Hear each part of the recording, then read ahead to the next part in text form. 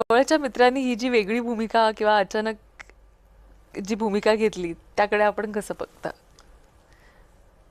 जे मी बघितलं की 2014 ते 19 जे बघितलं उद्धवजींच्या संदर्भातच हा विषय.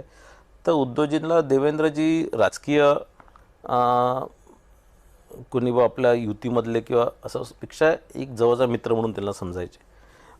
मी माझ्या कधी ऐकण्यातलं नाही की 2019 ते 14 ते 19 ते सी एम असताना उद्धवजींनी एखादं त्यांना काम सांगितलं असणार किंवा उद्धवजींचं कुठे मान सन्मान कमी होणार असं एकही कृत्य त्यांनी कधीच केलं नाही किंवा विचारही केला नाही.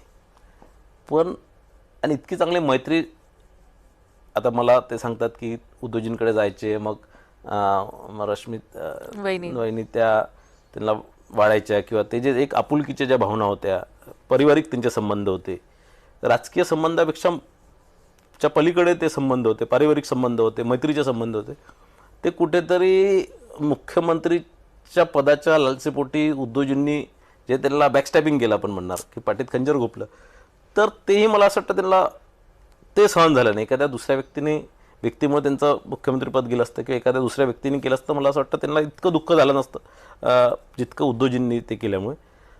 आणि आपण म्हणतो ना की कर्म जे असतात ते इथेच आपल्याला फळ भोगा लागतात. तर उद्धवजींनी जे देवेंद्रजींसोबत केलं त्याचे फळ त्यांना आता भोगा लागून राहिलं, ते दिसतात आहे आपल्याला. खरंय खरंय.